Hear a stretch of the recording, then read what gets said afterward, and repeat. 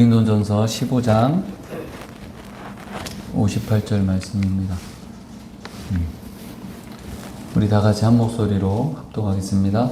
그러므로 내 사랑하는 형제들아, 견실하며 흔들리지 말고 항상 주의 일에 더욱 힘쓰는 자들이 되라. 이는 너희 수고가 주 안에서 헛되지 않은 줄 알미라. 아멘. 오늘 캄보디아 소망의 마을에 선교사님 오셨는데요. 제가 정보가 없어서 소개할 내용은 없고요. 부교역자 때 처음으로 만났는데, 물론 모든 선교사님들이 수고를 하시지만 제 기억에 가장 남았고 인상 깊었던 것은 아무도 없는 정말 그 맨 땅에서 그 나라 사람들도 안 가는 그런 오지의 땅에서 흙탕물로 샤워하면서 그렇게 그 불모지에 선교원을 세우고 학교를 세우고 지금까지 복음 사역을 잘 감당하고 계십니다.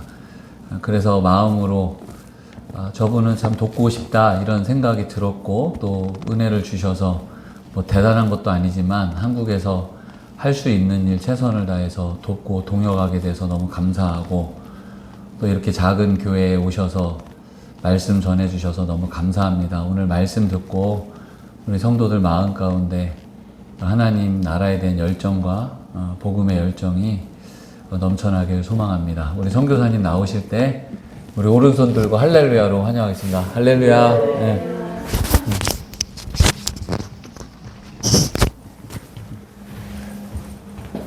반갑습니다. 늘 유튜브로만 봤는데 오늘 이렇게 뵐 수 있어서 너무 감사합니다. 제가 유 목사님 처음 만나는 게 벌써 한 7, 8년 된 것 같아요. 저는 캄보디아에서 이제 선교를 시작한 지 한 17년 됐습니다. 그리고 현지인 신학교에서 이제 사역을 하다가 독립사역을 시작한 지 12년이 됐고, 이제 10년이 됐는데 아내랑 같이 사역한 게 이제 11년 됐어요. 7년을 떨어져 살았어요. 한국에서 공부 다 하고 이제 안수받고 들어오느라고 제가 먼저 갔었고, 11년 전에 만나서 함께 지금 사역을 하고 있는데, 사역을 처음 시작할 때 시내에서 사역하라는 이야기를 많이 들었어요. 근데 이제 아내하고 저하고 늘 기도하기를 복음이 전거되지 않는 시골로 가자. 그리고 교육 혜택을 받지 못하는 오지로 가자. 그리고 농업과 교육 선교가 가능한 지역으로 가자 하고 하나님께 기도하는 가운데 캄보디아 오지는 다 돌아다녀 왔어요. 시골로 뭐 전기도 없고 물도 없고 아무것도 없는 곳들을 골랐는데 하나님이 언동짠 소망의 마을로 인도해 주셨어요. 12년 전에 처음 시작할 때는 아무것도 없었어요. 물도 전기도 집도 그냥 나무 밑에서 잠자고 그렇게 살았는데, 지나가 보니까 이 모든 것들이 하나님의 은혜인 것 같아요. 저희가 한 건 아무것도 없고, 이렇게 이야기하면 가끔씩 이제 사람들이 재수없다고 그래요. 근데 정말 그랬어요. 아무것도 없었어요. 그러니까 거의 뭐 맨손으로 들어갔으니까. 주변에서는 무모하다고 할 정도로 힘들게 시작을 했어요. 캄보디아는 3, 4월 달이 제일 더워요. 저희 이제 이번에 나온 게 4월 중순에 나왔는데 보통 한 42도, 43도까지 올라가요. 에어컨이 있는데 이제 여러 가지 상황 때문에 에어컨을 사용하지 못하고 막내가 들어왔어요. 저는 한국에 있을 때 더위를 못 견뎠던 사람인데 더위는 이제 견딜만 해요. 오래 살다 보니까. 근데 저랑 같이 사는 사람이랑 딸은 더위를 견디지를 못해요. 너무 힘드니까. 그래서 이렇게 얼음을 물 1.5리터짜리 물병을 냉장고에 집어넣어 놓으면 얼음이 되잖아요. 그런데 얼음을 껴안고 자는 거예요. 그러면 보통 한 3시간 지나면 다 녹아요. 그러니까 저녁 예배 끝나고 와서 얼음을 껴안고 자다가 12시에 일어나서 다시 새로운 얼음을 또 가져오는 거예요. 그만큼 힘든 게 4월 달이에요. 하나님이 꼭 들어가면 4월 달에 들어가게 하시더라고요. 4월 달에 들어가서 지금 소망의 마을 땅이 한 2만 5천 평 정도 돼요. 근데 그 2만 5천 평이 허허벌판이고 잡목밖에 없었어요. 그래서 4월 달에 들어가서 나무 뿌리를 캐고 나무 뿌리 불을 태우고 건물을 지을 수 있게끔 평탄 작업을 다 하고 나니까 7월 달이 되더라고요. 그러니까 이 나무가 좀 너무 힘들 때는 낮잠 자고 좀 쉬어야 되는데 낮잠을 자면 오히려 더 더워요. 그늘이 안 지니까. 근데 어렵게 건축 예산도 없이 교회를 지었어요. 눈물을 흘리면서. 그런데 하나님이 중단은 안 하게 하시더라고요. 떨어지면 채워주시고 떨어지면 채워주고 그렇게 해서 어렵게 5개월 만에 교회 건축을 시작을 했어요. 근데 그 당시 그 지역이 저희가 살고 있는 지역이 캄보디아에서도 굉장한 오지예요. 바로 국경이 얼마 안 떨어져 있어요. 이번에 전쟁 났는데 포탄 떨어지는 소리가 나요. 쿵쿵 하고 땅이 울릴 정도로 국경이랑 가까워요. 근데 그게 국경 지역에 있는 사람들은 또 좀 가난해요. 그래서 아이들이 아침에 저희 공부방을 했거든요. 공부방이 보통 120명이 나와요. 오전에 60명, 오후에 60명. 교실이 부족해서 오전반, 오후반, 오전에 학교 가는 아이들이 있고 오후에 학교 가는 아이들이 있어요. 그래서 오후에 학교 가는 아이들이 오전에 와서 영어 공부를 하는데 배가 고파서 수도가에 와서 이렇게 물배를 채워요. 배가 고프니까 먹을 게 없으니까 그나마 허기를 좀 면하려고 이렇게 물배를 채우는 아이들이 대다수였어요. 이제 그 무렵에 이제 제가 교회를 다 완공을 했고, 이제 아침에 새벽기도 끝나면 애들이 이제 막 우리 밥 먹으려고 그러면 애들이 와요. 5시 반 되면 애들이 오거든요. 밥을 못 먹었어요. 2년을 금식했어요. 애들이 와서 물배 채우는 거 보니까 밥을 먹을 수가 없더라고요. 그래서 이제 선교원 이제 어느 장로님이 적금을 타셨어요. 적금을 타셨는데 적금 탄 걸 몽땅 다 보내주셨어요. 1,000만 원을 보내주셨어요. 1,000만 원 가지고 건축 못 하거든요. 1년을 버텼어요. 왜냐하면 교회 질 때 너무 힘들었기 때문에 하나님 더 주세요. 저 건축원금 다 주시면 성경원 건축 시작할게. 버텼어요. 뭐 더 이상 못 버티겠더라고요. 1년을 버텼더니. 그래서 그분께 말씀을 드렸어요. 선교원 건축은 시작하기는 시작하는데 건축비가 다 떨어지면 저 중단할 겁니다. 그랬더니 이제 알았대요. 그래서 건축을 시작했는데 거의 한 90% 정도 공사가 끝났을 때쯤 건축비가 이제 바닥이 났어요. 그리고 제가 건축을 이제 캄보디아에서 오래 살다 보니까 외상을 줘요. 현지인들도. 이게 외상 한도액이 10,000불까지는 외상을 줘요. 외국인인데도 10,000불은 줘요. 이제 외상값도 어느 정도 찾고 제가 늘 기도하기를 아이들 배고프지 않게 배부르게 밥 먹이고 싶어요. 이게 제 기도 제목이었어요. 근데 이제 건축도 못하고 식당도 못 짓고 지금 비 때문에 이제 공사가 수습될 그런 상황이었는데 하나님이 그 마음을 주셨어요. 저희 부부한테. 자꾸 사람을 보게 되더라고요. 그래서 그 부분에 대해서 참 회개를 많이 했어요. 한 열흘 정도 하나님이 눈물로 기도했어요. 이제 사람 보지 않겠다고 하나님께 기도를 해서 회개 기도를 했더니 그 당시 이제 외상값하고 건축을 완공하려면 2만 불이 필요했는데 어느 날부터 1년씩도 없는 분들이 건축원금을 보내주셨어요. 이렇게 은행 알람음이 끊이지 않더라고요. 띵동 띵동 띵동 해서 쉴 새 없이 울려서 이번 기회에 좀 하나님이 좀 넉넉하게 주셨으면 좋겠다 이 마음이 들었어요. 간사해가지고. 근데 이제 2만 불이 지나고 2만 5천 불이 되려고 하니까 이게 속도가 좀 더뎌지더라고요.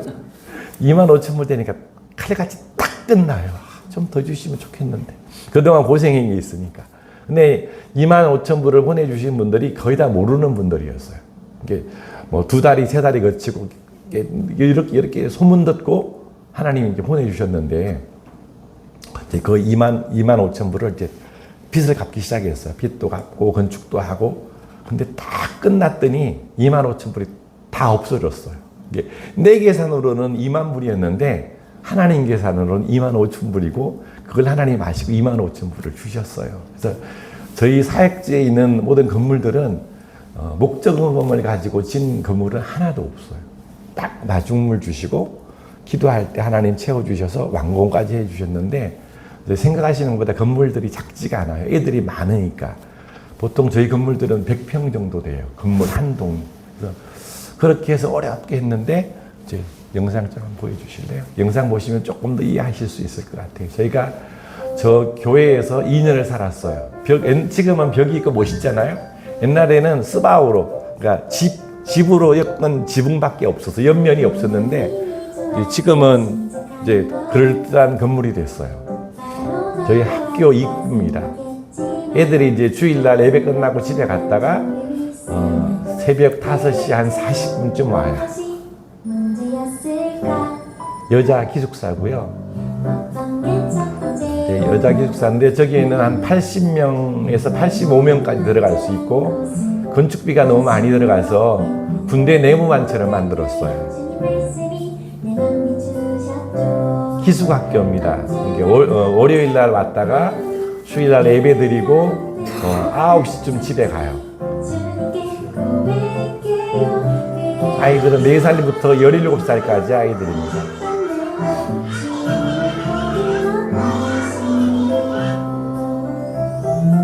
식당인데 이제 교회 리모델링 하면서 식당도 이제 증축해서 판넬로 이쁘게 만들었어요.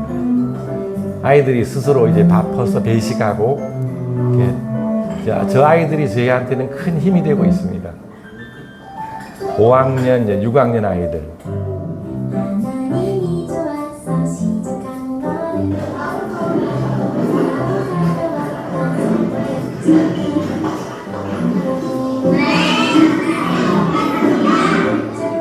무엇이 문제였을까? 어떤 게 첫 번째였나? 내 마음 먼저 간 곳은 맛있는 것들 행복한 여행 주님 말씀이 내 맘 비추셨죠.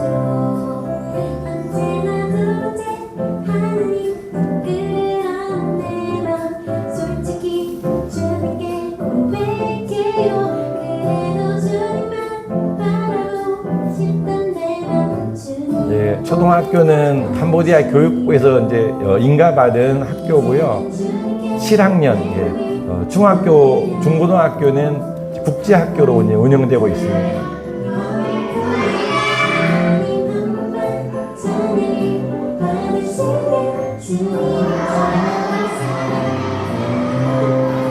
하루에 1시간씩 성경 읽는 시간이 있어요.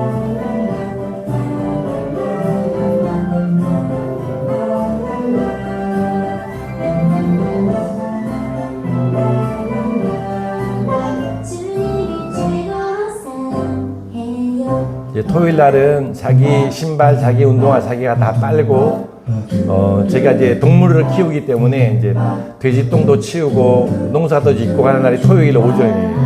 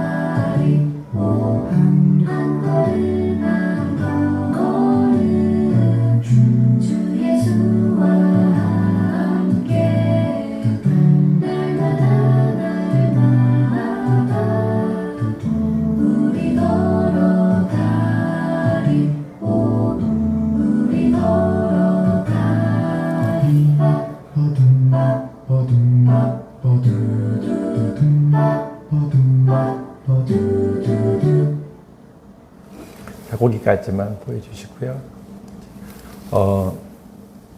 저희가 이제 선교원까지만 하려고 했었어요. 저희 능력으로는 선교원도 할 수 있는 상황이 아니었는데 하나님이 선교원을 할 수밖에 없게 하셨고, 선교원을 이제 끝나갈 쯤, 선교원이 2년 동안 공부하거든요. 끝나갈 쯤에 이제 큰 기도 제목이 생겼어요. 초등학교를 해야 되나 말아야 되나. 왜냐하면 아이들이 동네 아이들이 아니고 멀리서 오는 아이들이에요. 교육에 관심 있는 사람들이 이제 소문에 소문을 듣고 20km에서 오토바이를 타고 오는 아이들이에요. 마을 아이들은 거의 없어요. 마을 아이들은 저희가 이제 아이들이 100명 정도 되는데 100명 정도 되는 아이들 중에 20명 정도만 근처에 사는 아이들이고 다 20km, 뭐 25km, 뭐 1시간, 2시간 떨어지는 곳에서 오는 아이들이라서 선교원으로 끝나면 아이들이 다 교회랑 이제 멀어지는 거예요. 더 이상 교회를 안 나와요. 자기 힘으로 올 수 없기 때문에. 한참 기도했어요. 하나님 어떻게 해요? 저는 이제 해야 될 것 같고 집사람은 너무 힘들었기 때문에 초등학교는 안 했으면 좋겠다고 이제 고민을 계속 이야기를 했던 거예요. 근데 이제 그러던 차에 하나님이 딱 마중물을 주셨어요. 딱 1,000만 원만 주셨어요. 그래서 이제 기도를 하다가 이제 하기로 이제 결정을 했는데 1,000만 원 가지고는 뭐 택도 없으니까 하나님이 공사비 1,000만 원 주신 거 가지고 공사는 시작은 하지만 떨어지면 공사 더 이상 못합니다 라고 이제 또 이야기를 했어요. 그런데 거의 건축비가 바닥이 났는데 어떤 권사님이, 저희 얼굴도 모르는 권사님이 전화가 왔어요. 이제 어떻게 된 상황이냐고 물어보시더라고요. 그래서 학교가 꼭 필요해서 시작을 했는데 지금 건축비가 곧 바닥이 날 상황이라고 했더니 자기는 교실 4칸을 짓는 공사였거든요. 4칸을 다 후원할 수는 없고 한 칸 정도는 내가 빌려준 돈을 받으면 할 수 있대요. 그때부터 열심히 기도했죠. 일주일 동안 정말 열심히 기도했어요. 근데 일주일 뒤에 전화가 왔어요. 권사님이 도저히 돈 갚을 사람이 아닌데 그동안 돈 달라고 여러 번 이야기했는데도 줄 사람이 아니었는데 7천만 원을 한 번에 갚았대요. 그래서 7천만 원 다 하고 싶은데 괜찮겠냐고 전화가 왔어요. 그래서 초등학교를 시작했어요. 네, 초등학교 시작할 때도 참 어려웠어요. 왜냐하면 보통 건물 한 동을 공사를 완공하려면 7만 불 들어가요. 7만 불이면 거의 1억이잖아요. 엄청 큰 돈이잖아요. 근데 맨 처음에는 아무것도 없이 그냥 시작을 한 거예요.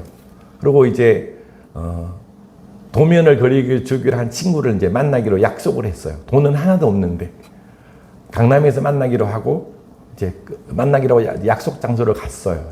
가고 하면서 문을 딱 여니까 띵동 알림음이 왔어요. 500만 원의 마중물이 들어온 거예요. 근데 그 친구들이 지금까지도 연락하는데 그 친구들이 뭐라고 이야기하냐면 선교사님 건축하는 걸 보면 도저히 답이 없었는데 공사가 끝나는 거 보면 하나님이 일하시는 것 같다고. 그러면서 이 친구들하고 저랑 교제한 게 한 14년 되는데 지금까지 건물 질 때마다 다 도면을 다 그려주고 있어요. 자기가 도면을 못 그리면 친구한테 부탁하고 또 주변에 한 다리 건너서 부탁하고 그래서 지금까지 도면을 12개를 도면을 다 그려줬어요. 근데 이제 올해 아이들이 점점 커서 이제 국제학교를 처음으로 저희가 작년에 구파발교회에서 건물 전체 후원을 해주셔서 국제학교를 시작하려고 이제 준비를 다 했어요. 다 했는데 캄보디아에 이제 전쟁이 터졌잖아요. 태국이랑 전쟁이 터지고 보이스피싱 사건으로 캄보디아가 여행 금지 국가가 돼버린 거예요. 이게 국제학교는 현지 선생님들을 구해서 운영하는 게 아니고 한국이나 미국이나 캐나다에서 교사가 오기로 했었는데 빵 터지니까 아무도 못 오는 거예요. 정말 많이 울었어요. 하기는 해야 되는데 교사도 없고 아이들은 졸업해서 올라와서 공부를 해야 될 상황인데 저희 힘으로 아무것도 할 수가 없더라고요. 그러던 차에 저희 이제 건물이 2동이 있어요. 남자 기숙사가 있고 여자 기숙사가 있고 이게 막 같이 막 연쇄적으로 어려운 일들이 닥쳤어요. 전쟁 때문에 물가가 3배가 올랐고 또 환율은 뭐 엄청 올라가고 근데 건축회사는 늘 똑같잖아요. 가만히 주는 게 아니니까. 마음고생을 하면서 어렵게 이제 건축은 끝냈는데 보이스피싱 사건 빵 터지니까 이게 수습이 안 되는 거예요. 거기다가 저희가 이제 4살 때부터 애들이 데리고 살아요. 4살 된 아이가 점점점 자라서 이제 중학교까지 올라왔는데 저희는 이제 국제학교이기 때문에 교육부에서 주는 졸업장은 아니에요. 그러니까 저희 학교 졸업장인 거지. 그래서 졸업장이 없다고 이제 학교를 그만두는 아이들이 생기는 거예요. 이제 지금 국제학교 허가도 교사가 없어서 지금 제대로 운영도 못 하고 있고 막 이렇게 마음 졸이는 시간에 이 아이들이 1명, 2명 그만두는 아이들이 생겨난 거예요. 많이 울었어요. 왜냐하면 정말 제 친자식보다 더 이뻐하고 보살폈던 아이들인데 떠나갈 때는 아무 말이 없어요. 간다는 말도 없고 어느 날 연락이 안 돼서 어렵게 연락을 해보면 저 학교 그만뒀는데요 이렇게 이야기해요. 감사는 없어요. 그냥 연락 끊기면 학교 그만두는 거예요. 그래서 막 이게 한 번에 일어나는 게 아니고 한 석 달에 걸쳐서 계속 반복적으로 일어나니까 이게 너무 힘들었던 거예요. 많이 울었어요. 나중에는 눈물도 안 나더라고요. 그러던 차에 이제 저희가 교사 숙소를 건축하고 있는데 장로님 2분이 오셔서 열흘 동안 침대를 12개를 만들어 주셨어요. 큰 침대를 만들어 주시고 가셔서 그분들 이제 모셔드리려고 시내 나갔는데 새벽 2시 50분에 전화가 왔어요. 깜짝 놀랐어요. 전화가 올 상황이 아닌데 저희 전도사가 현지인 사역자인데 너무 신실하고 뭐 말이 필요 없어요. 자기 스스로 모든 일을 스스로 다 하니까. 근데 새벽 2시 50분에 전화를 했다는 거는 정말 큰일이 있다는 거거든요. 왜 그랬더니 당황하지 말고 천천히 이야기해봐 그랬더니 새벽 2시 50분에 저한테 온 게 2시 50분이니까 한 2시가 넘어서 괴한이 들어온 거예요. 그러니까 애를 납치해가지고 성추행하려고 납치범이 들어왔어요. 들어왔는데 철조망을 넘어서 CCTV가 있는 줄 알고 머리에다 두건을 쓰고 또 자기 신발 발자국이 남을까봐 신발은 이렇게 비닐봉지에 집어넣어서 들어와서 문을 따고 들어와가지고 잠자고 있는 아이를 안고 나간 거예요. 근데 이 아이들의 특징이 뭐냐면 잠이 들면 못 깨요. 일어나지를 못해요. 흔들어 깨워도 안 일어나요. 그런데 이 아이가 문을 열고 막 나가자마자 고함을 지르는 거예요. 깨가지고 살려달라고 도와달라고. 그랬더니 그 소리가 안에까지 들리기가 쉽지가 않은데 그 소리를 교사가 들은 거예요. 듣고 일어나서 막 불을 켜고 고함을 지르니까 이 괴한이 아이를 내리뜨고 도망을 갔어요. 그 소리를 이제 이야기를 하는 거예요. 긴장하지 말고 차분하게 정리하자고. 지금은 큰일이니까 내가 생각하기에는 학교를 잘 아는 사람일 거야. 그리고 집이 근처에 있는 사람일 거야. 그리고 제정신은 아니고 거기도 마약하기가 너무 쉬워요. 국경이기 때문에 마약도 싸고 1불, 2불이면 한 번 마실 수 있는 마약을 살 수가 있어요. 마약을 많이 한 사람이거나 아마 저녁에 밤새도록 술 마신 사람일 거야. 내일 아침에 일어나자마자 바로 이장한테 이야기하라고. 그리고 이제 이장이 바로 이제 면장한테 이야기하니까 그래서 이야기를 한 것 같아요. 그리고 이제 무여곡절 끝에 범인을 잡았어요. 범인을 잡았는데 집이 학교에서 100m도 안 돼요. 이 사람이 마을 경찰이에요. 마을 경찰이고 100m도 안 떨어졌고 이제 졸업식이나 학교 행사 있을 때마다 학교를 너무 자주 봤던 사람이에요. 근데 이제 잡았는데 자기는 완강에 이제 안 그랬다고 발뺌을 하죠. 근데 뒤에서 돈을 찔러준 것 같아요. 경찰한테. 그래서 사건은 무마됐지만 마약 혐의로는 잡혔어요. 마약을 먹는 사람들은 캄보디아에서도 중형이에요. 보통 3년, 4년, 5년 교도소에 있다 나와야 되는데 이제 마약 혐의로만 잡혀서 지금 교도소 갔어요. 근데 이제 그러고 나니까 이제 학교가 어려움이 온 거예요. 이제 학교가 덜썩덜썩 하는 거죠. 왜냐하면 여학생들이 절반 정도인데 캄보디아는 모계 사회잖아요. 엄마 영향력이 굉장히 커요. 엄마가 안 돼 하면 모든 것들은 안 되는 거예요. 그래서 엄마들이 이제 애들을 막 데리고 가려고 하는 거예요. 이거를 몇 달에 걸쳐서 이제 엄마들도 설득시켜야 되고, 아이들도 또 이게 무서워하니까 아이들도 진정시켜야 되고, 이런 시간이 한 두서너 날 간 것 같아요.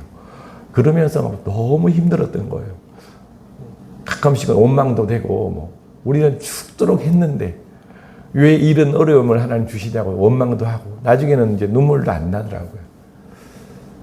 그런 시간을 한 3, 4개월 보내고, 나중에는 너무 힘들어요. 오지에서 생활하고 학교 운영하는 게.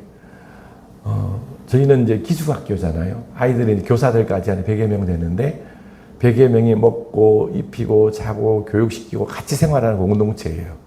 그렇다고 뭐 한국에서 큰 교회에 후원받는 것도 아니고, 재정적으로 여유 있는 것도 아니고, 저희가 돼지 키우고 닭 키우고 물고기 키우고 뭐 소 키우고 이걸로 이제 해가지고 먹는 거는 어느 정도 자립이 되는데, 뭐 교사 월급 주고 하면 여유가 없어요. 이게 이렇게 어렵게 생활을 했는데 이런 어려움이 닥치니까 이게 너무 벅찬 거예요. 감당을 못 하겠더라고요.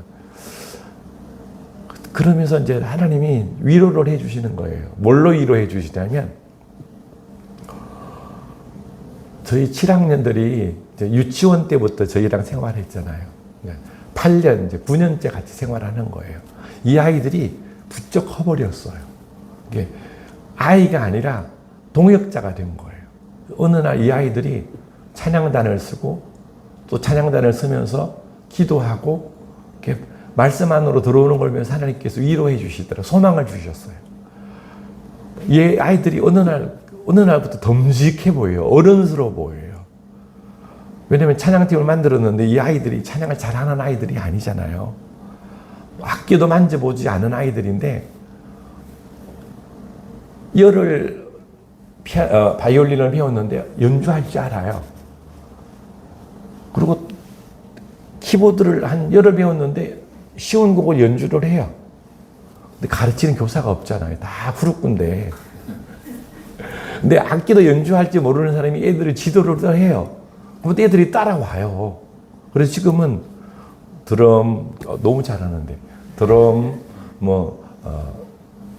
키보드, 베이스 기타, 웬만한 악기는 애들이 다 해. 저거가 일주일 동안 내 연습해서 찬양팀을 하고, 또 찬양단 서기 전에 자기들이 기도해야 하는데, 이게 너무 대견하고 이게 보람으로 와닿는 거예요. 하나님이 이 아이들을 통해서 또 우리에게 소망을 주시는구나 싶어서 그게 이제 위로가 되는 거예요. 그러면서 이제 어려움들을 하나씩 극복하게 해주시더라고요. 왜냐하면 지금까지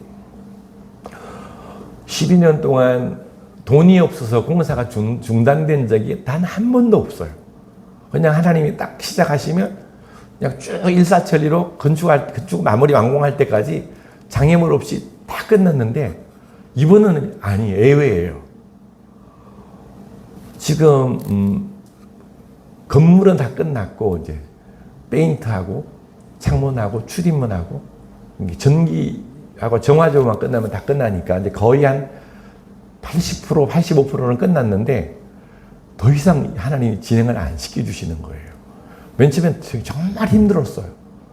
왜냐하면 지금까지는 제가 억지로다 어떻게 해서든지 시작하면 끝을 봤는데, 이번에는 그게 안 먹혀요. 그래서 왜 그러실까? 이게 다 내려놓고 기도하는 계기가 된 것 같아요. 지금까지는 내 힘으로 했는데, 하나님이 그동안 네 힘으로 했지? 이번에는 한번 내려놔봐. 내가 할게. 이러시는 것 같아요. 그래서 지금은 이제 자꾸 내려놓으려고 해요. 하나님 알아서 하세요.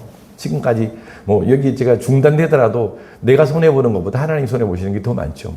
아이들 빨리 키워서 내보내야 되는데 이제 더 이상 진행이 안 되니까. 그래서 요즘은 이제 많이 내려놓는 훈련을 하시는 것 같아요. 그리고 이제 저희 전도사가 현지인 친구인데, 이제 신학교 때부터 저랑 잘 알고 지낸 사이예요. 아버지가 일찍 돌아가시고 엄마가 자녀들을 다 키웠어요.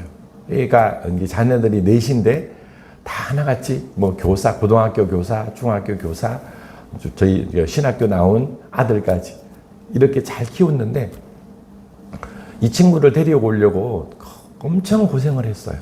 3년을 기도했어요. 사역자 하나 데리고 오려고. 왜냐면 이제 신학교 다닐 때부터 저랑 하나님이 알게 해주셨어. 미리 하나님께서 다 예비해 놓으신 것 같아요. 왜냐면 해질 무렵이 되면 방학 때가 되고 그다음에 신학생들도 다 집에를 가야 돼요. 저한테 와요. 눈치 보면서. 왜 그러면 선생님 집에 가야 되는데 차비가 없어요. 저도 이제 힘들게 살았거든요. 그러니까 파송 없이 그냥 그렇게 살았기 때문에 구워줄 돈은 없는데 어떻게 생활했냐면 제가 이제 신학교에 있으면서 신학교 졸업한 친구들이 사역을 할 수 있게끔 교회를 이제 제가 건축 전문가가 됐어요. 원래는 건축하고 전혀 상관없는 사람이에요. 원래 귀금속이 제 전공이에요. 건축하고는 전혀 상관없어요. 선생님 돈 좀 구워주세요. 그러는데 돈이 없잖아요. 제 수입이 뭐냐면 건축을 하다 보면 철근이 나오잖아요. 철근 쪼가리, 토막들. 이게 모아가지고 팔아서 제가 이제 고물상을 한 거죠. 고철 팔아가지고 나온 그 돈 가지고 이제 인부들 개도 한 마리 잡아주고 캄보디아는 개 한 마리 쌌어요. 개 한 마리 20불이면 개 한 마리 사요. 큰 개. 그러면 이제 이 친구들도 개고기를 되게 좋아하고 힘드니까 이제 나중에는 개고기를 부탁을 해요. 그 고철 팔아서 판 돈 가지고 개고기 한 마리 사주고 음료수 사주고 그거 자기들끼리 파티를 해요. 그래서 그 남은 돈 가지고 이제 이 친구를 구워준 거예요. 대신에 구워주는 거다. 그러면 이제 알았다고 그래요. 두 명이 늘 돈 빌리러 와요. 방학 때가 되면. 그리고 집에 가서 노가다를 해요.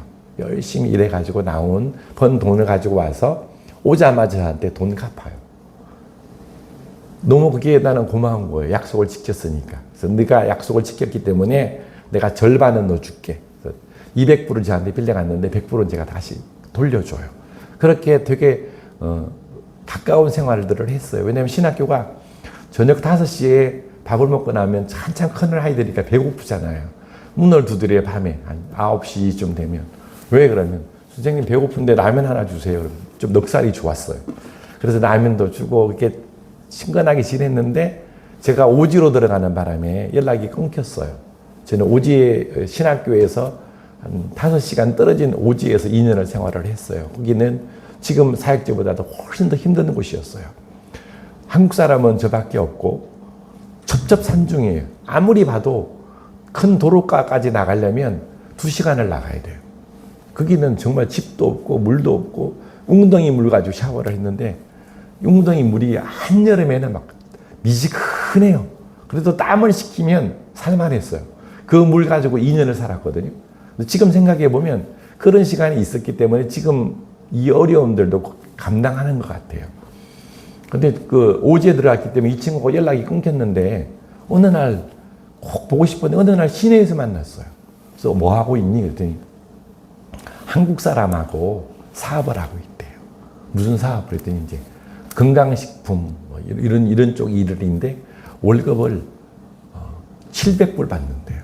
지금도 캄보디아에서 700불이면 굉장히 큰 돈인데 그 당시에 700불이면 굉장한 돈이에요. 근데 나는 되게 안타깝다. 네가 신학교 다닐 때 정말 성실하게 잘 준비됐는데 사역은 안 하고 세상을 사는 게 너무 마음이 아프다 그랬더니 자기도 기도하고 있대요. 선생님 기도해 주세요 그러더라고요. 그러고 이제 너 사역 시간 되면 꼭 우리 사역지 한번 와라 그랬더니 알았다고 했는데 한 달 정도 지나니까 연락이 왔어요. 헤브론 병원이라고 한국 NG에서 운영하는 프롬펜에 있는 병원에 취직을 했대요. 원장 비서로 취직을 했는데 이제 심장병 환자들 사전에 상담하고 수술하고 사후에 관리해주면서 복음 전하는 이 일을 하더라고요. 잘 됐다. 근데 거기 끝나면 우리 사역지 와서 좀 도와주라. 이 소리를 이제 1년에 한 번씩 한 거예요. 그리고 1년이 끝날 때쯤이면 전화를 제가 하거든요. 야, 이게 프롬펜은 사역자들 많은데 그게 맡겨놓고 나랑 같이 하자. 이 소리를 제가 3년을 하면서 3년을 기도를 한 거예요. 3년 차 될 때 한번 오고 싶다고 하더라고요. 그래서 와라. 그랬더니 왔어요. 와서 쭉 둘러보더니 선생님 기도 제목이 기도 부탁할 게 있대요. 왜? 그랬더니 제가 프롬펜 올라가서 제가 오지에서 사역한다고 이야기했을 때 모든 사람들로부터 격려받고 위로받으면서 오고 싶다고. 캄보디아에서 쉽지 않아요. 돈 10불만 더 준다 그러면 뒤도 안 돌아보고 가는데 그 말이 너무 귀한 거예요. 그래서 그러면서 제가 하나를 이야기했죠. 내가 너랑 일하면 너무 좋은데 월급은 많이 못 준다. 내가 너한테 줄 수 있는 월급이 최대치가 300불밖에 안 돼. 이거 300불도 딸딸 긁어서 주는 거야. 큰 돈이야 나한테는. 그랬더니 선생님 사역자가 어떻게 돈 보고 결혼해? 그러니까 돈 보고 일을 해요. 그 소리를 하더라고요. 뒤통수를 한 방 팍 맞은 것 같았어요. 나는 이 돈이면 내가 같이 일할 수 있을까? 돈만 생각했는데 사역자가 어떻게 돈 보고 일하냐고. 그거 되게 부끄러웠어요. 그러고 프롬펜에 올라갔다가 한 2달 만에 내려왔어요. 내려와서 어떻게 됐니? 그랬더니 파티를 3번 했대요. 많은 사람들이 격려해주고 또 후원금도 보태주고 너무 밝게 왔어요. 그게 4년 전인데 4년 전이나 지금이나 얼굴이 변함이 없어요. 너무 열심히 성실하게 일을 해요. 제가 잔소리는 한 번도 안 해요. 모든 일을 스스로 해요. 그리고 제가 한국에 와 있으면 옛날 사역자들은 수시로 전화하거든요. 자기가 생각하기가 싫은 거예요. 자기 부담되는 이야기들은 나한테 다 하는데 이 친구는 전화 안 해요. 뭐 일주일에 한 번 활동 말동이에요. 어제 전화 왔더라고요. 돼지 새끼 10마리 낳았다고. 돼지 새끼 10마리 낳았다고 전화 왔어요. 그 중에 이제 겨울에 임신을 했기 때문에 뱃속에서 3마리가 죽었다고 전화 왔어요. 그래서 그럼 어떡하냐 그랬더니 새끼 돼지들도 건강하지가 않아요. 근데 그러면 어떡하니 그랬더니 제가 시내 가서 우유 사가지고 분유 먹이고 있대요. 젖 돌 때까지. 그만큼 성실하고 책임감 있는 친구예요. 평생 같이는 같이 하고 싶죠. 근데 더위를 너무 많이 타요. 현지인인데도 이제 너무 더워서 방 안에서 못 자요. 그리고 야전 침대 밖에다 갖다 놓고 밖에서 잠을 자요. 그게 너무 마음이 아픈 거예요. 제가 에어컨을 못 쓰는 두 가지 이유 중에 한 가지예요. 사역자가 이렇게 힘들어하는데 내가 에어컨을 어떻게 쓰나 이런 생각이 들어서 에어컨을 못 틀겠더라고요.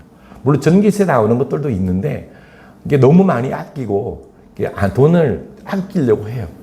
저희가 닭이 150마리가 있고 오리가 200마리가 있는데 사료 가지고는 충당이 안 돼요. 농사를 지어서 뭐 옥수수를 빻든지 아니면 야채를 심어서 야채를 썰어서 사료랑 섞어서 줘야지 사료 비용이 적게 들어가기 때문에 이걸 잔소리를 해요. 사료만 주면 타산 안 맞아요.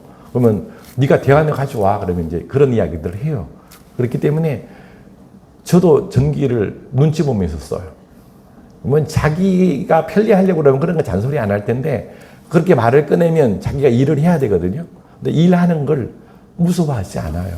그래서 집을 하나 지어주고 싶은데 교사 숙소를 지금 마무리도 못하고 있는데 어느 분이 오셔서 사역자가 장기 사역하려면 좀 편안하게 쉴 수 있는 처소가 있어야 되지 않겠냐고 하면서 저한테 내가 10,000불 헌금할 테니까 나머지는 알아서 하세요 그러더라고요. 저한테 혹이 하나 더 붙었어요. 그래서 지금 이제 이번 주 돌아오는 주가 지붕 올라가요. 거의 공사가 이제 거의 한 70~80% 된 것 같아요. 그래서 하나님이 정말 힘들 때 같이 짐을 나눌 수 있는 동역자를 보내주셨고 또 아이들을 통해서 크게 위로받고 있어요. 지금 이제 7학년들은 이제 정식 교과목이 아니고 한글, 영어, 성경, 예체능, 컴퓨터까지 공부를 해요. 제가 나올 무렵에 아이들이 통역 수업을 하기 시작했어요. 제가 한국말로 이야기하면 얘가 이제 앞에 앉아 있는 아이들한테 자기 동생들한테 캄보디아 말로 통역을 하는 거예요. 1년 사이에 1년도 아니 6개월 사이에 애들이 부쩍 컸어요. 막 힘들어할 때 같이 짐을 나눠지고 농사를 짓고 같이 힘이 됐었는데 이제는 아이들이 통역하는 모습을 통해서 그동안 뿌린 씨앗들이 이제 자라는구나. 또 하나님이 그 아이들을 보면서 소망을 주시는 것 같아요. 작년에 애들을 데리고 한국에 나왔어요. 캄보디아 오지 있는 애들이 한국 나온다는 거는 이거 쉽지 않잖아요. 우리가 옛날에 외국 한번 나가면 정말 난리가 났었는데 이 아이들이 한국에 와서 14박을 있다 갔어요. 그리고 한국 와서 많이 느낀 것 같아요. 깨달은 것 같아요. 마음속에 소망이 이제 애들한테 물어보면 한국에 가서 이제 신학을 하고 싶어 하는 아이도 있고 그 중에 이제 꿈이 목사님인 아이도 있어요. 그리고 이제 과학자가 되고 싶다 그러고 또 비즈니스를 하고 싶대요. 왜냐면 캄보디아 사람들이 북한 가기는 쉬워요. 북한하고 캄보디아하고는 같은 동맹이고 그 프놈펜에 가면 김일성 허리도 있어요. 이게 비자 내기가 쉬워요. 그래서 열심히 공부시켜서 북한의 비즈니스 선교사로 보내는 게 저희 기도 제목이고 또 한국에 나와서 캄보디아 아이들이 이제 한국에 노무자로 와 있는 아이들이 한 5만 명 정도가 돼요. 근데 거의 방치되고 있어요. 교회에서 하는 일이 뭐냐면 그냥 한글만 가르치는 거죠.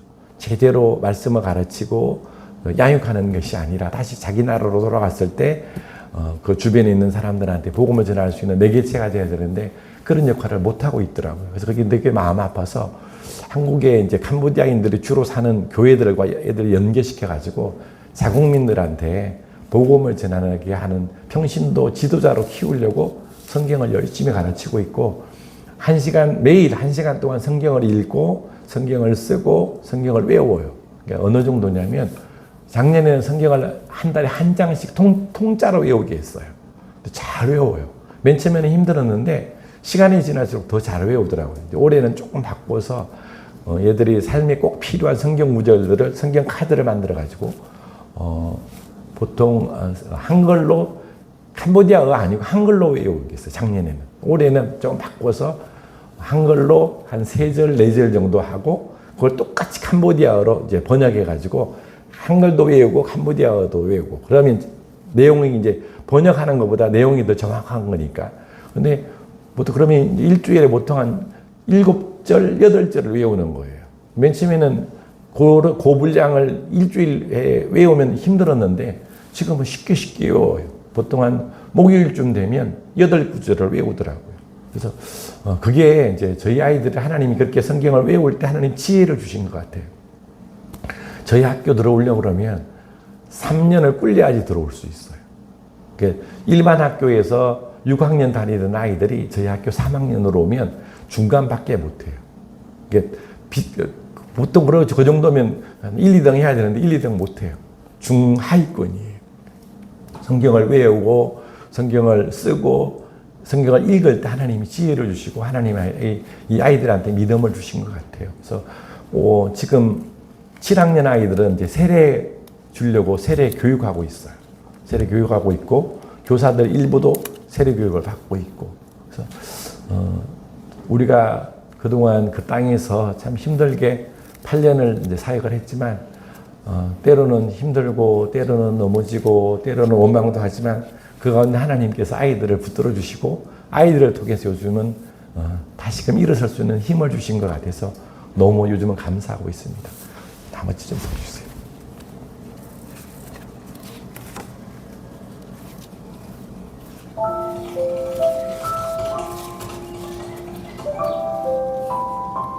지난 1년 동안 이곳에는 참 많은 일들이 있었습니다.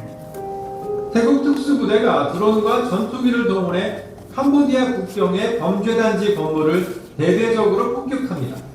캄보디아 군대도 폭격으로 맞서면서 양측의 국경 마을은 쑥대밭이 됐습니다.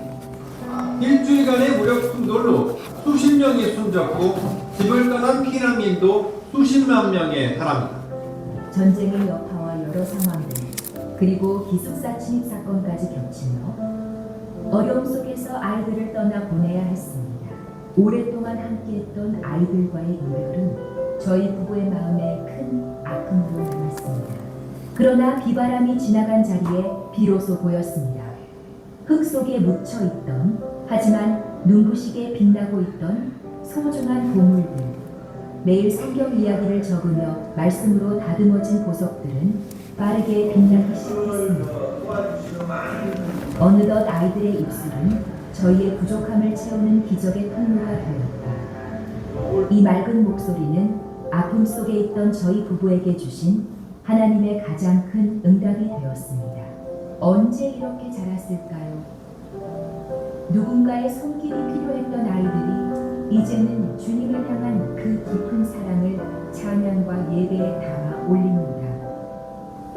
앞선 이들의 진심 어린 뒷모습을 따라 이제 온 학교가 하나의 마음으로 주님을 향해 걷기 시작했습니다. 서툰 소리로 흙을 만지고 학교를 가꾸는 이 고된 시간마저 그 발걸음은 매일의 삶 속에서 정직한 땀방울로 이어집니다. 아이들에겐 주님께 더 가까이 다가가는 소중한 통로가 되었습니다. 봉사하다 멈춰버린 교사 숙소보다 견고한 믿음을 아이들의 마음속에 지으셨습니다. 이제 캄보디아를 변화시킬 이 작은 예배자들이 지치지 않고 계속 걸어갈 수 있도록 마음 모아 함께 응원해 주시고 기도해 주세요. 우리의 기도가 하나는 모입니다. 캄보디아를 향한 하나님의 열심은 결코 멈추지 않을 것입니다. 하나님의 열심, 그 위대한 여정에 여러분을 초대합니다.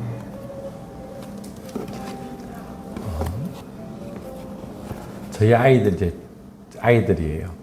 지금 아이들이 그 전쟁 때문에 이제 한 20명 정도 학교를 떠나고 지금 한 80명 정도 있습니다. 그리고 제가 들어가면 추가 모집하려고 지금 기도하고 준비하고 있고요. 로고교에서 계속 기도해 주셔서 저희 아이들이 하나님께 귀하게 쓰임 받도록 늘 기도해 주시면 감사하겠고요. 또 기회가 되면 캄보디아 한번 오시면 더 은혜가 될 것 같아요. 제가 기도 한번 하겠습니다. 좋으신 하나님 감사합니다. 저희들 로고교회로 보내주셔서 함께 나눌 수 있도록 도와주시면 감사합니다. 하나님이 로고교회가 하나님께 귀하게 쓰임받는 하나님 믿음의 교회가 되게 하시고 주변의 빛과 소금 역할을 감당하며 하나님께 쓰임받는 교회, 회복과 치유의 놀라운 역사가 임하는 교회가 되기를 원합니다. 하나님 또한 목사님 힘주시고 능력 주셔서 지치지 않게 하시고 또 많은 이들을 보내주셔서 아버지 그들을 잘 훈련하며 하나님의 사람으로 세워질 수 있도록 하나님 더 큰 힘과 능력 주시기를 원합니다. 이 지역에 많은 이들을 보내주셔서 이 교회가 하나님이 주신 귀한 사명을 잘 감당할 수 있도록 은혜 위에 은혜를 더해 주시기를 원합니다. 동역 가운데 하나님 나라가 확장되게 하시고 하나님의 기쁨이 되는 교회가 될 수 있도록 하나님 축복하여 주시옵소서. 예수님 이름으로 기도합니다. 네.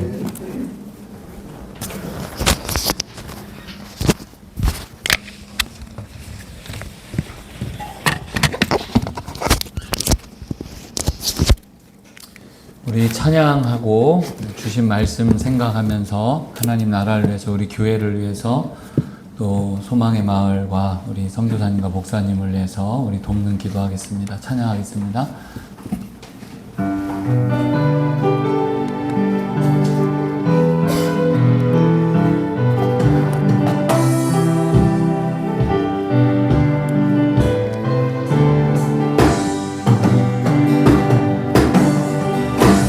세상이 당신을 모른다 하여도 주님은 그 이름 마음에 새겼네. 세상이 주 이름 모른다 하기에 오늘도 그 이름 멸망에 새기니 땅의 모든 끝이 주께 돌아오게 되리.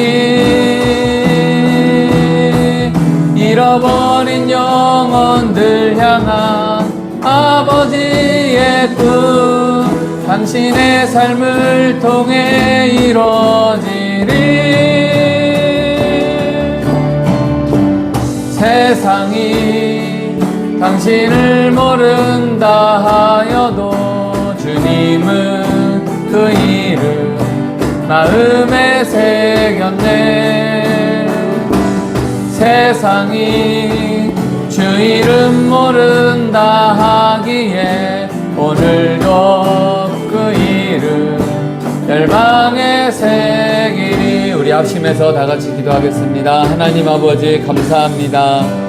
오늘 이 거룩한 주일날 함께 예배하며 또 하나님 아버지 선교사님을 통하여서 하나님 어려운 땅에 여전히 일하시는 하나님을 복음을 듣게 하심을 감사합니다.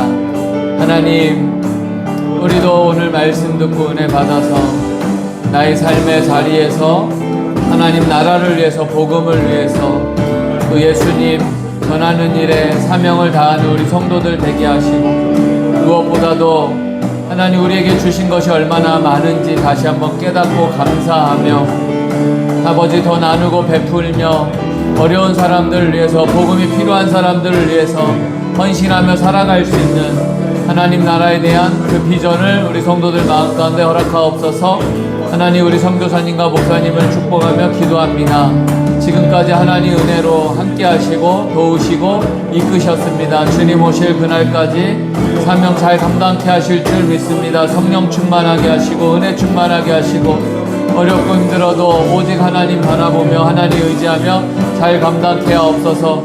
그곳에 자라나는 어린이들이 말씀으로 실력으로 잘 준비되어서 그 어려운 땅에 나라와 민족을 살리며 하나님 나라를 위해서 쓰임받는 귀한 믿음의 일꾼들이 많이 일어날 수 있도록 역사하시고, 하나님 우리도 힘 닿는 데까지 생각날 때마다 기도하며 도우며 동역하며 함께 걸어갈 수 있도록 은혜 베풀어 주시옵소서. 함께 할 줄 믿사오며 우리를 구원하신 예수님의 이름으로 간절히 기도드립니다. 아멘. 우리 봉헌 찬송 드리겠습니다.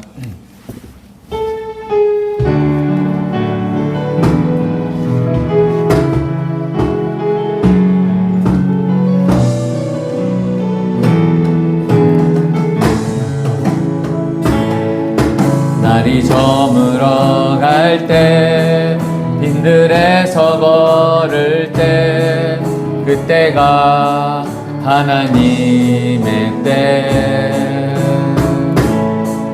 내 힘으로 안 될 때, 빈손으로 걸을 때, 내가 고백해 여호와 이래. 우리 모인 이곳에 주님 함께 계시네. 누리네 아버지 은혜. 적은 떡과 물고기 내 모든 걸 드릴 때, 모두 고백해 여호와 이래. 주가 일하시네, 주가 일하시네. 주께 아끼지 않는 자에게 주가 일하시네, 주가 일하시네. 신뢰하며 걷는 자에게. 기도하겠습니다. 하나님 감사합니다. 오늘도 부활절 여섯째 주일 어버이 주일로 하나님께 예배드리게 하심을 감사합니다.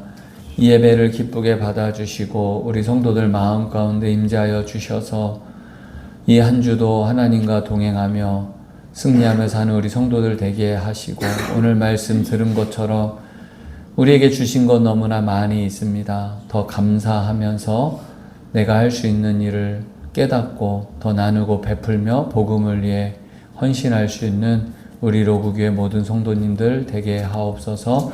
우리 선교사님과 목사님을 축복하며 기도합니다.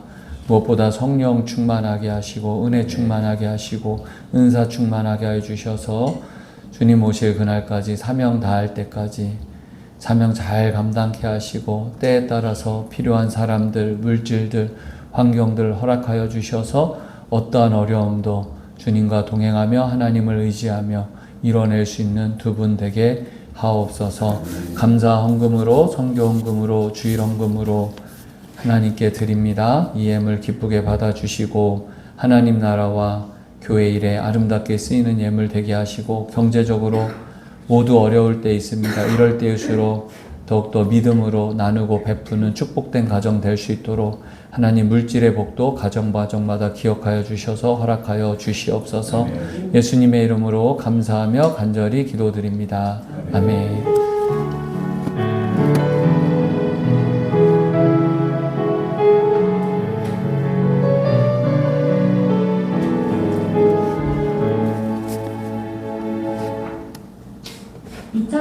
년 5월 둘째 주일 교회 및 교우식입니다.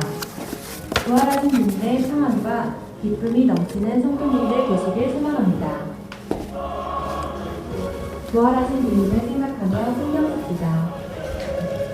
부활하신 주님을 생각하며 기도합시다. 부활하신 주님을 생각하며 전도합시다. 캄보디아 소망의 마을과 기적창 선교사님과 이지영 목사님을 위해서 많은 기도와 관심, 섬김 부탁드립니다. 오늘은 어버이 주일입니다. 생명 주신 부모님을 존경하는 성도님들 되시기 바랍니다. 이번 주 화요일에는 지역방 나눔이 있습니다. 이상 교회 및 교우 소식이었습니다. 오늘 어버이 주일이어서 교회에서 선물을 준비했습니다. 우리 류준희 간사님이 나오셔서 먼저 원로 목사님하고 사모님에게 주시면 돼요. 사진 좀 찍어주세요. 자.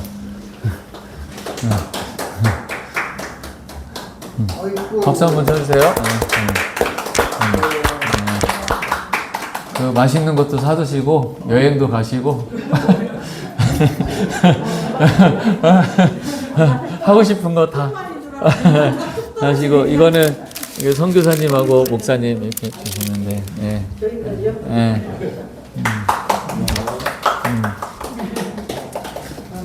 박수 한번 크게. 자, 예. 예. 건강하십시오. 우리 오늘 부모님 건강하시고 선교사님 목사님 건강하시고. 자, 우리 다 같이 일어나셔서 소망의 찬송 부르시고 축도로 예배를 마치겠습니다.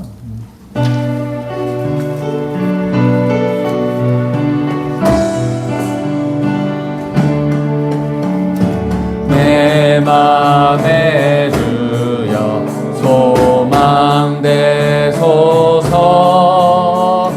주 없이 모든 일 헛되어라. 밤에나 낮에나 주님 생각. 잘 때나 깰 때 함께 하소서. 지혜의 주여 말씀으로써 언제나 내 안에 계십소서. 주는 내 아버지 나는 아들. 주 안에 내가 늘 함께하네. 세상의 영광 나 안 보여도 언제나 주님은 나의 기억. 주님만 내 맘에 계시오니. 영원한 주님 참 귀하여라. 영원한 주님 내 승리의 주. 하늘의 기쁨을 주옵소서. 어떠한 고난이 닥쳐와도 만유의 주여 소망 되소서. 아멘. 우리 집사님 한 분이 선교사님, 목사님 맛있는 거 같이 드시라고 섬겨주셨습니다. 진심으로 감사드립니다. 축도로 예배를 마치겠습니다. 우리 주님 예수 그리스도의 은혜와 하나님의 사랑과 성령님의 교통하심이 예배드리는 로구교회 성도들과 우리 기석창 선교사님과 이지영 목사님께 함께 있을지어다. 아멘.